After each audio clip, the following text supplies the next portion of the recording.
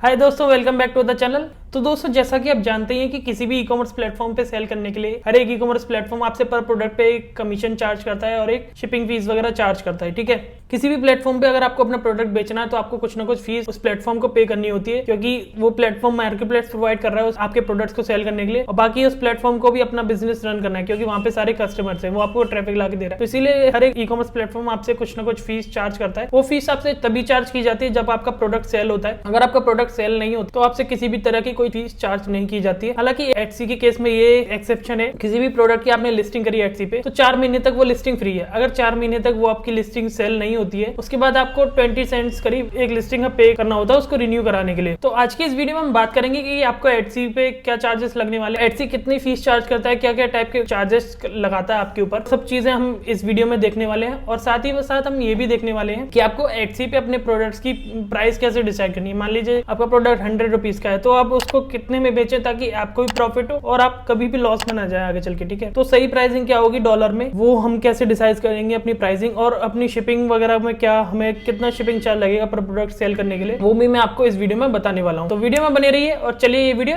शुरू करते हैं। तो देखिए दोस्तों, चार्जेस पता करने के लिए सबसे पहले आपको इस यूआरएल पे आना है। ये यूआरएल मैं आपको डिस्क्रिप्शन बॉक्स में प्रोवाइड कर दूंगा। यहाँ पर इस पेज पे आने के बाद आपको थोड़ा नीचे स्क्रॉल करना है और यहाँ पर आप देख सकते हैं एटसी बता रहा है अपने चार्जेस के बारे में। ठीक है, सबसे पहले तो ये कह रहे हैं कि नो एडिशनल मंथली फीस, मतलब आपसे कोई मंथली चार्जेस नहीं लिए जाएंगे एटसी पर सेल करने के लिए, टोटली फ्री है एटसी पे सेल करना। ठीक है, और ऑटोमेटिक डिपॉजिट्स का ये मतलब है कि जब भी आपको कोई ऑर्डर लगेगा, जैसे $100 का आपका प्रोडक्ट है तो $100 का आपका ऑर्डर अगर आया है तो $100 जब भी ऑर्डर आपका आएगा हाल के हाल आपके पेपाल के अकाउंट में डिपॉजिट कर दिए जाएंगे। अब ये कह रहे हैं कि 20 सेंट्स लगेंगे पर प्रोडक्ट पे लिस्टिंग फीस। तो ये लिस्टिंग फीस क्या है, जैसा कि आपने देखा होगा कि फ्लिपकार्ट पर जब हम सेल करते हैं या फिर अमेजन पर हम सेल करते हैं तो वही फीस चार्ज करते हैं जिसको हम कहते हैं फिक्स फीस। तो उसी तरीके से इनका लिस्टिंग फीस है, मतलब जो आपने प्रोडक्ट की लिस्टिंग की हुई है अपने एटसी प्लेटफॉर्म पे, तो जब भी आपका प्रोडक्ट सेल होगा हर बार आपको 20 सेंट्स की एक लिस्टिंग फीस देनी पड़ेगी। उसके बाद ये आपसे कह रहे हैं 6.5% ट्रांजेक्शन फीस लगेगी, मतलब जो भी प्रोडक्ट आप सेल करेंगे उस पे एटसी आपसे 6.5% की एक ट्रांजेक्शन फीस मांगेगा, ट्रांजेक्शन फीस चार्ज करेगा। जैसे आपका $100 का प्रोडक्ट है, 6.5% उस पे $6.5 आपकी ट्रांजेक्शन फीस हो गई। तो 6.5% इनकी ट्रांजेक्शन फीस है पर ऑर्डर की। उसके बाद इनकी पेपाल फीस है, पेपाल फीस इनकी है करीबन 8.5%। तो वो 8.5% कैसे, वो मैं आगे आपको इस वीडियो में बताऊंगा। उसके बाद इनकी एक और तरह की फीस है जो है 15% ऑफसेट एड फीस। अब ऑफसेट एड फीस क्या है? ऑफसेट एड फीस का मतलब है, जैसे आपने देखा ही होगा अमेजोन फ्लिपकार्ट पे अपने प्रोडक्ट्स को सेल करते हैं, तो उनको प्रोडक्ट्स को प्रमोट करने के लिए, प्रोडक्ट्स को पुश करने के लिए, उनकी विजिबिलिटी बढ़ाने के लिए हम उन पर एक एड्स रन करते हैं। ठीक है, ताकि प्रोडक्ट मैक्सिमम बायर्स तक पहुंचे और वो प्रोडक्ट हमारा सेल हो। ठीक है, इसी तरीके से आपको एटसी पे भी एक फैसिलिटी मिलती है जिसको हम ऑफसाइड एड्स कहते हैं। ऑफसाइड में एड्स में क्या होगा, जब भी आपका ऑर्डर लगेगा ऑफसाइड एड के थ्रू, मान लीजिए आपने अपने प्रोडक्ट्स पे ऑफसाइड एड्स रन करना स्टार्ट कर दिए, अब जब भी आपका ऑफसाइड एड के थ्रू ऑर्डर लगेगा तो आपको 15% की एक ऑफसाइड एड फीस एटसी को पे करनी होगी। मान लीजिए $100 का प्रोडक्ट है तो 15% ये ऑफसाइड एड फीस हुई, तो आपका $15 ये ऑफसाइड एड फीस हो गई और उस पे जीएसटी बाकायदा लगेगा। तो ये ऑफसाइड एड फीस तभी लगेगी जब आपका ऑर्डर कोई आएगा, ऑर्डर आने के बाद ही आपकी ऑफसाइड एड फीस लगेगी, उसके अलावा ये फीस आपसे नहीं लगेगी। तो ये बात होगी बेसिक चार्जेस के बारे में। इसके अलावा आपको कोई चार्जेस पे नहीं करने एटसी पे, यही बेसिक चार्जेस। अब हम देख लेते हैं कि आपको अपने प्रोडक्ट्स की प्राइस कैलकुलेशन कैसे करनी है, आपको प्रोडक्ट्स की अपनी प्राइस कैसे डिसाइड करनी है सभी। तो देखिए दोस्तों, आपको अपने प्रोडक्ट्स पे जो भी आपके ऑर्डर्स आएंगे उस पे आपको चार्जेस कैसे पता लगा रहे हैं। ठीक है, तो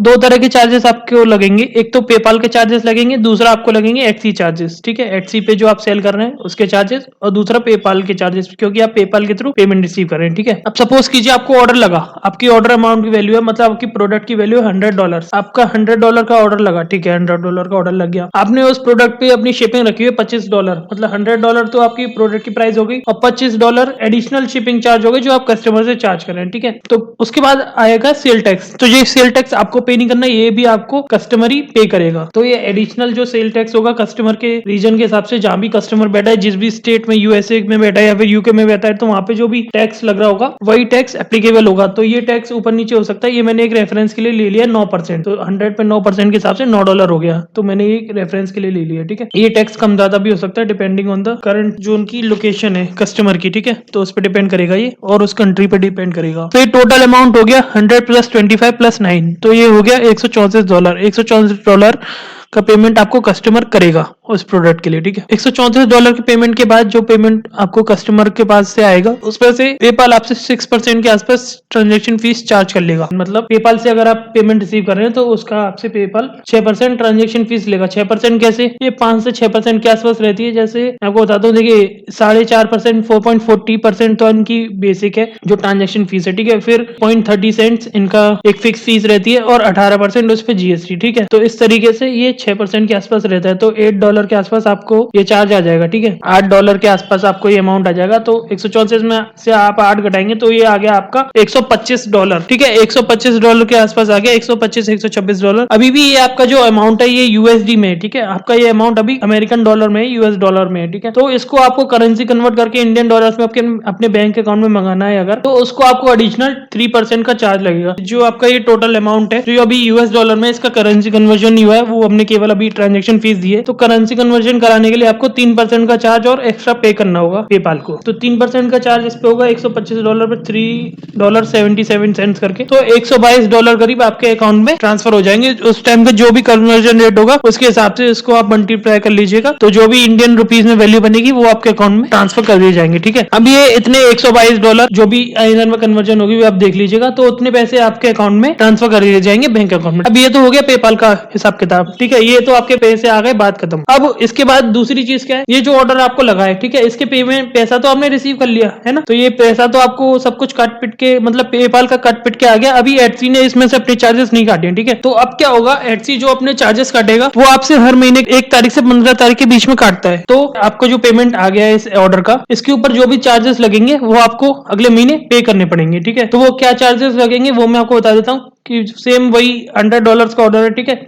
उस पर 6.5% ट्रांजेक्शन फीस लगेगी जो कि मैंने अभी आपको बताई था, ठीक है। लिस्टिंग फीस लगेगी उस पर 20 सेंट्स करके। और ये सेल टैक्स कस्टमर ने आपको दिया है, वो सेल टैक्स आपका तो है नहीं, है ना। एटसी ने कस्टमर से चार्ज किया है और कस्टमर ने वो टैक्स पे किया है, ठीक है।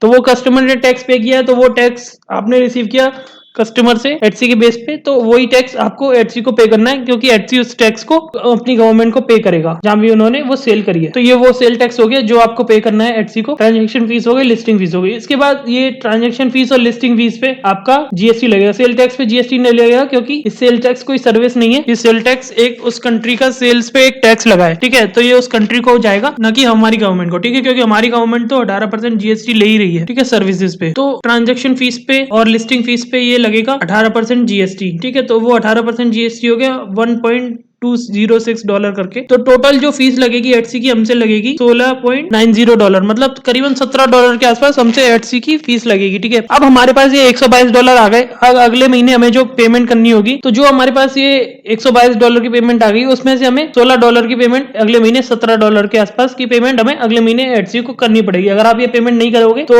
एटसी आपका अकाउंट सस्पेंड कर देगी, ठीक है। और फिर आप सेल नहीं कर पाओगे एटसी पे। फ्रॉड के केस में आपका अकाउंट सस्पेंड कर दिया जाएगा एटसी पे। तो $122 हमारे पास आ गए, उसमें से हमें $17 के करीब देने पड़े। तो हमारा जो एक्चुअल पे आउट आया, हमें जो एक्चुअल पेमेंट आई वो $105 के आसपास ही आई। $105 के पास हमें पेमेंट आई है। तो ये हमारी नेट पे आउट है। तो इस तरीके से आपको अपना पे आउट कैलकुलेट करना है, आपको अपना पेमेंट कैलकुलेट करना है। आपका जो भी प्रोडक्ट है, मान लीजिए आपका प्रोडक्ट ₹1000 का है, ठीक है। तो उसको आप सिंपली 3 गुना करके चलिए। तो अगर आप अपने प्रोडक्ट को 3 गुना प्राइस पे बेचोगे किसी भी ऑनलाइन प्लेटफॉर्म पे या फिर एटसी पे ऑनलाइन भी सेल करोगे, तो उसमें चांसेस है आप हमेशा प्रॉफिटेबल रहोगे। आई होप आपको ये वीडियो पसंद आया होगा। मैंने आपको बताया कि आपको एटसी पे चार्जेस कैसे फाइंड आउट करनी है, एटसी के क्या चार्जेस है, शिपिंग आपको कैसे देखनी है। और भी कोई क्वेश्चन अगर आपके हैं तो आप हमें कमेंट करके पूछ सकते हैं। मिलेंगे नेक्स्ट वीडियो में, तब तक के लिए वंदे मातरम।